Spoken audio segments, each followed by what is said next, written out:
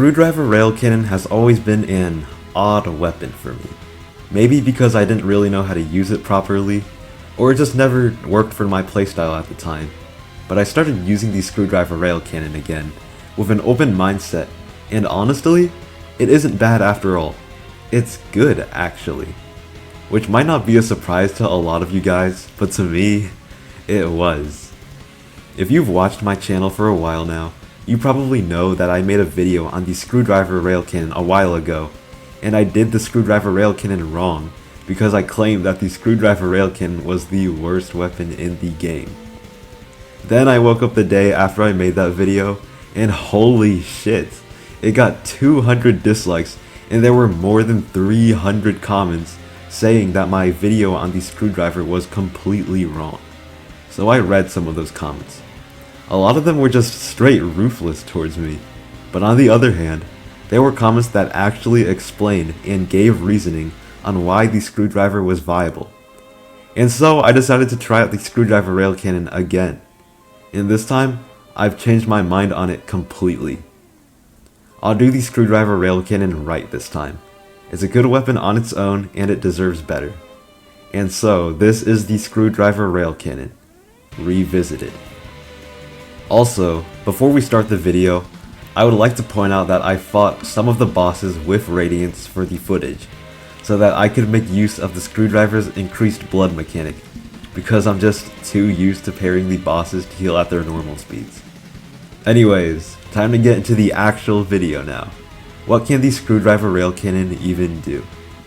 The screwdriver railcannon is the green variant of the railcannon, and it can be bought from the terminal for 100,000 P after obtaining the electric railcannon in 2-2, def at 20,000 volts in the lust layer. The screwdriver railcannon can only be fired once every 16 seconds, and it will put all railcannons on cooldown, just like the other railcannons. The primary fire of the screwdriver railcannon fires a drill projectile that deals 3 contact damage, and when the drill hits an enemy, the drill will stick to the enemy and will deal damage over time, dealing 7.25 damage in the course of 7.5 seconds. When adding the contact damage of 3 and the damage over time of 7.25, the screwdriver railcannon by itself can deal a total damage of 10.25 to an enemy, which is pretty strong. I mentioned in my older video on the screwdriver about how the screwdriver railcannon has the lowest damage capability of the 3 railcannons, but the damage from the screwdriver railcannon isn't what makes it good. What makes the screwdriver railcannon good is its unique feature of increasing blood pickup range of an enemy when it's attached to an enemy. When an enemy has the screwdriver drill attached to them, the enemy will bleed excessively, which makes it much easier to heal from that specific enemy. This is extremely useful for fast bosses like Sisyphus Prime, Minos Prime, V2, or Gabriel, which are normally pretty difficult to heal from. Since the screwdriver helps a lot with healing with enemies, it makes it way easier to stay in the fight and learn the boss attacks much more easily. In my other video about the screwdriver, I also said that the extra healing from the screwdriver was useless because you could just use the whiplash to bring enemies close to you and heal from that. But this argument was extremely flawed because the whiplash builds hard damage, which prevents healing, unlike the screwdriver. If you don't know what hard damage is, it acts as a temporary health cap so that the player cannot spam heal. Hard damage is completely removed if your style meter is at ULTRAKILL. I kind of forgot that hard damage exists or something because I'm so used to my style meter being at ULTRAKILL in the cyber grind, but regardless, the whiplash cannot replace the screwdriver railcannon in efficient healing because the whiplash builds hard damage. I never really utilized the efficient healing from the screwdriver because I always mostly just parried to fully heal myself, but not everyone is amazing at parrying. So the screwdriver railcannon is a safe and easy way to heal. So I can definitely understand why so many people use it, especially new players. There's another mechanic with the screwdriver railcannon that I was also wrong about, and it is drill juggling. Drill juggling is when you punch an enemy that has the screwdriver drill attached to them with the feedbacker. The drill will do an extra 5 damage plus the remaining bleed damage over time. This in total deals 15.25 damage to a single enemy, which is pretty damn strong. But the drill will detach from the enemy, which will stop the excessive bleeding from that specific enemy. But it doesn't stop there though, because the drill can also attach to another enemy after you drill juggle it. If there is an enemy behind the enemy that you parry the drill with, then the drill will be able to attach to that enemy and the bleed timer will reset, which means you can drill juggle the next enemy with a screwdriver drill into them to deal another 15.25 damage to a second enemy. Since the bleed timer resets every time you drill juggle, you can infinitely chain drill juggles, which means you can potentially pop 15.25 damage into multiple enemies, which can be used to insta-kill multiple Maurices, Virtues, Sentries, or you can just use it to deal insane amounts of damage to enemies like Guttermen, Gutter Tanks, Hideous Masses, and more. In my older video on the screwdriver Railcannon, I thought that drill juggling was pretty powerful, but I disregarded it at the time because I thought it was impractical and janky.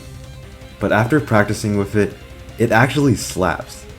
It's surprisingly fun to chain drill juggles into many enemies, and though it is pretty difficult to get the hang of, it's pretty rewarding and satisfying to pull off because it keeps out the mechanic of being able to heal much easier while also being able to pop enemies for 15 damage each, which is sick.